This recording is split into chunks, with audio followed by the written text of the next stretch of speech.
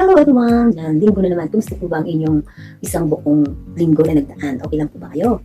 Yan, ako po ay okay lang at ngayon ay linggo na naman at pahinga ko. At syempre, dahil meron tayo lamon-lamon time. Yan. So, pero bago tayo magsimula sa ating pagkain, kung hindi pa kayo nakaka-like sa video nito, please, pakilike naman. Kung hindi pa kayo nakaka-subscribe, subscribe na din kayo at huwag kalimutan i-press ang bell button para nasusubaybayan nyo ang ating mga ginagawa lamon-lamon dito. Yan. Medyo sinisip na si diet allergy po talaga ako sana sa pagpapalit ng panahon. Yan. Pero hindi yan dahil para hindi ako lumamon. Yan, so sana po bago ako mag-umpisa na hindi kayo nakaharap ng pagkain.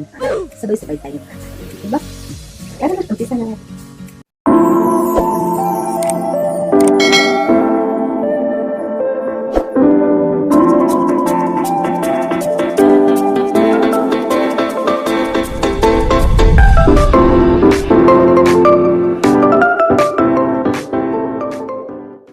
Kumuha muna tayo ng tubig, baka tayo magpulunan. Sa ating kakainin ngayon, meron tayong, yung aking pong gulay ay masarap. Super ang sarap. Ito po ay niluto ko. Ito po ay, kasi naminis ko na yung laing na gadi. So, wala naman ako mabiling laing na gadi. Kaya, may repolyo ako, kaya naisipan kong gawin ang laing na repolyo. Masarap po siya. Try ninyo. Nilagyan ko po siya ng manok at saka data. Yan, syempre laing. Ibig sabihin may data. Yan, meron din po tayong adobo. At syempre, isda. Kaya, umpisahan na po natin ang ating paglamin-lamin. Yan lang po kayo dito ako. Unin niyo po ako kung paano po uubusin ang kanin. Kanin lang, siguro mauubos. Kain po tayong lahat. Ang unang suko nito ay para sa mga ka-pointers. Para sa inyo. Masarap po talaga itong laing na ito. Ang sarap niya. Sa mga ka-OFW ko, gawin nyo. Ang sarap niya.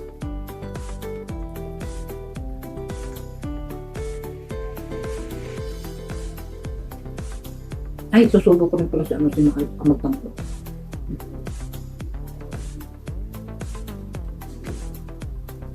Yung ulo, mahilig talaga ako sa ulo eh. Kahit anong klaseng ulo, basta wag lang malalaking ulo.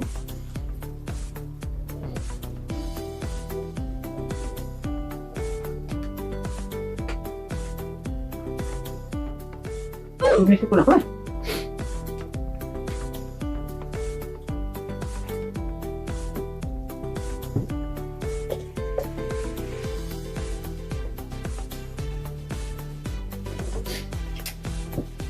Pero nyo guys, tumataba na ako yung katawan ko. Namalaki na kaya.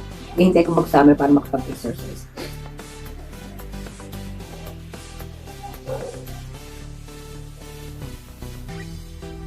Pero hindi talaga ako talaga. Kasi alam niyo kung bakit. Kahit araw yan, ang technique kasi dyan, kung may hagdan. Yung simple yung pakinding-kinding lang guys. Okay na yun, nakakatulong nun. Tapos mayaw-sayaw, pag may pa-sound. Ako kasi, sumasayaw ako kasama mga alaga ko. Sumasayaw talaga. Kahit nandiyan ang amo ko, sumasayaw. Kasi isa rin yun sa sa nakikita nila na close tayo sa mga alaga natin. Try ko lang ito ko.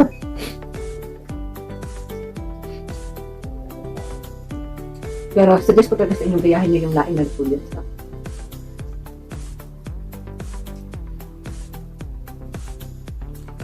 Check mo natin ang adobo.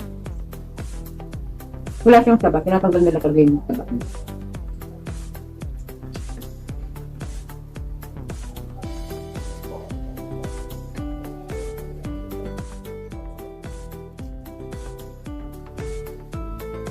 Paborito kong pagkanunog at tabatak.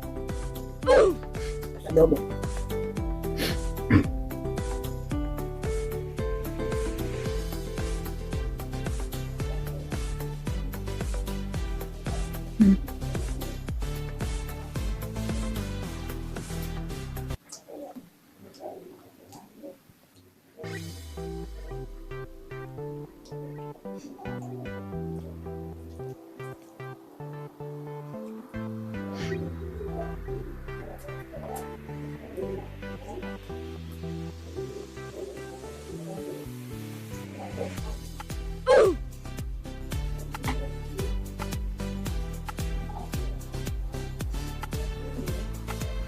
At ito umorder kong style. Pero tinabi ko yung yung dalawa. Dahil may bukas pa. Gutom ako bukas.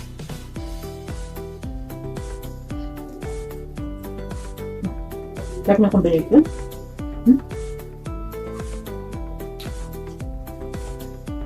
Ang sarap ng combination yung gata at isda.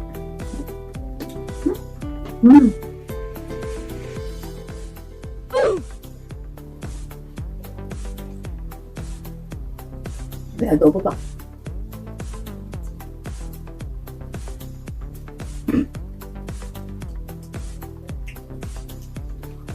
Ang sarap ng pagkakaluto ng adobo. Medyo maalat-alat siya. Yung ano talaga siya sa ano, ang lasa ko.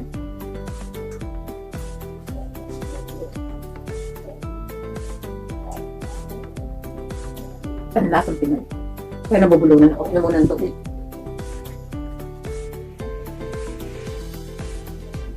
Teknik.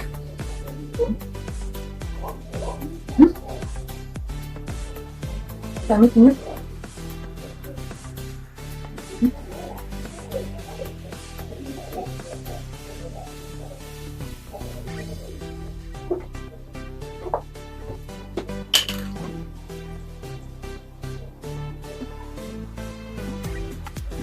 Lamang matakaw to, hindi to lamang lupa.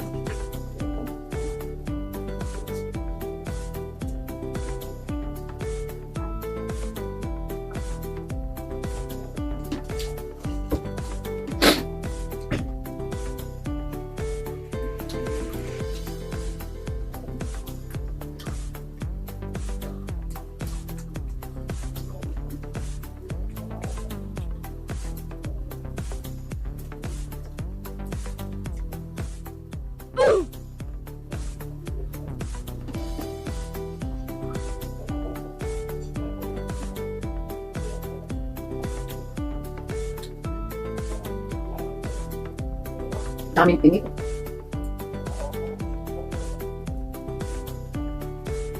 Uy, busog na ako.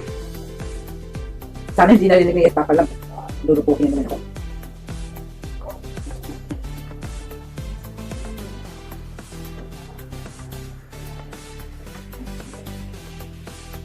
Gusto ko kumukbang yung sito pero sana may sponsor. Ang mahal kasi.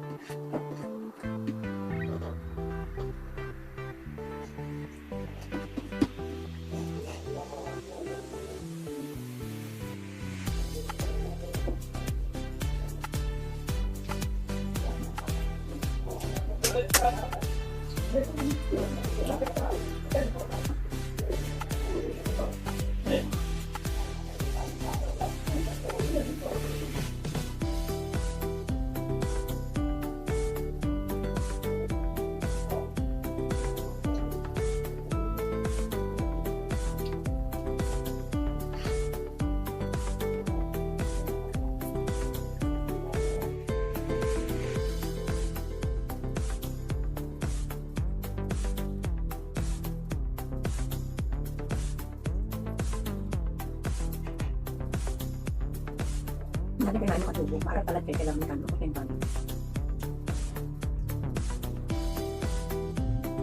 Di ba galing tayo? Kahit tapos na yung mga ano, yung mga tinik-tinik. So, ayan! Natapos na naman po tayo sa ating Sunday mukbang. Yan. Sana po nabusog po kayo. Kasi ako hindi pa ako masyado nabusog. Medyo kulang yung kanin ko. Pero success na naman. May tinira tayong adobo pa ng mamaya. Kasi kailangan natin magmumukbang tayo. Mahirap kasi magmukbang dito yung ano, hindi mo mabili lahat ng gusto ko, di ba? Tapos tapos, sipin natin may bukpas pa. Yan. At yung mga kinakain ko, yung nakikita-kita ko na sa aking katawan. So, kailangan ko na talaga mag-exercise. Tinanong ko nga si Yes na talaga, tumataba na ako. Iiwan mo na ba ako? Medyo natatakot din. Hindi na siya. Siya naman yung dito na hindi siya tumitingin sana. Gusto nga yung lumalaman ako. Kaya lang hindi daw niya kaya yung ginagawa kong pagkain. So, nagpapasalamat ako kasi kahit lagi kami nag-away. Daman lang kami yung bang. May pagkasuplata kasi ako talaga. Aminin ko naman yan. Pero hindi naman yung suplatang makikipag-away ako sa inyo. Siguro nature ko na yun dahil bunso po ako sa aming mga kapatid. Nag-isa po akong babae. So, nasanay po ako na hindi ako pwedeng pagsalita ng mga kapatid ko. Pag napagsalita kasi nila ako, umiiyak lang ako. Hindi naman ako lumalaban. Umiiyak po ako. Yan yung po, supladang malambot ang puso. So, sana po nagustuhan niyo ang ating pagkain. Ang sarap talaga try. Guys, try niyo yung ano, yung repolyo mega pa. Ang sarap po talaga. Basta lagyan niyo lang ng luga. Yung video, may video pa ang ginawa ng kaya panoorin niyo po. Ang sarap, legit yung sarap niya. Tapos para talagang kumakain na rin kayo ng laing na daddy. Tapos combination yun, perfect. Perfect! Kulang ang apat na tapang kanin. Yan, hindi pa po ako talaga masyadong nabusog. Nakulangan po ako. Kaya siguradong kakain pa ulit ako namin. So, bago magpaalam, syempre, siya po muna yung mga naging ng puntos. Yan.